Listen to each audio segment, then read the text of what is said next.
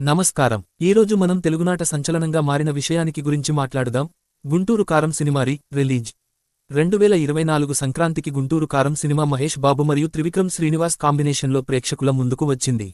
దాదాపు 10 ఏళ్ల తర్వాత వీరి కాంబో మరోసారి పెద్ద అంచనాలతో తెరపైకి వచ్చింది. అయితే సినిమా విడుదల తరువాత బాక్సాఫీస్ వద్ద ఆశించిన స్థాయిలో ఫలితాలను ఇవ్వలేకపోయింది. కానీ ఈ సినిమాలోని పాటలు మాత్రం పెద్ద హిట్ అయ్యాయి.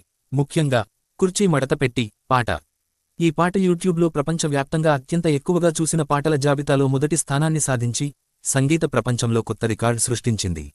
ఇప్పుడు ఈ చిత్రం విడుదలై సంవత్సరం కూడా పూర్తవకముందే రిలీజ్కు సిద్ధం కావడం చాలా ఆనందకరమైన విషయానికి. రాజమౌళి గారితో మహేష్ బాబు చేస్తున్న ప్రాజెక్ట్ కోసం ప్రేక్షకులకు కొన్ని సంవత్సరాలు వేచి ఉండాల్సి వస్తుంది. ఆ గ్యాప్లో అభిమానుల కోసం గుంటూరు కారంను తిరిగి థియేటర్లలోకి తీసుకొస్తున్నారు. డిసెంబర్ 31న హైదరాబాద్తో పాటు తెలుగు రాష్ట్రాల్లో పలు థియేటర్లలో ప్రత్యేక షోలు ఏర్పాటు చేయబడుతున్నాయి. హైదరాబాద్ ఆర్టీసీ క్రాస్ రోడ్లోని సంధ్య 35 ప్రత్యేక షో నిర్వహించనున్నారు. కొన్ని చోట్ల జనవరి 1న కూడా ప్రదర్శన ఉండనుంది. ఇప్పటికే టికెట్లు హాట్కేకుల్లా అమ్ముడవుతున్నాయి. ఫ్యాన్స్ సందడి మామూలుగా లేదు.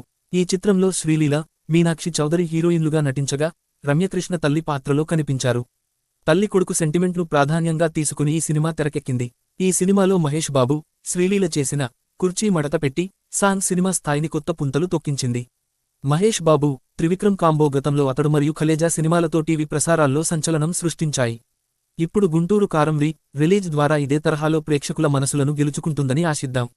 ఇది అభిమానుల ఆనందం కోసం కల్పించిన అద్భుతమైన అవకాశమని చెప్పవచ్చు. అందుకే డిసెంబర్ 31న థియేటర్లలో మీ సీటు ముందుగానే బుక్ చేసుకోండి. కుర్చీ మడత పెట్టి పాట మరోసారి థియేటర్లను దద్దరిల్ల చేయనుంది. ధన్యవాదాలు.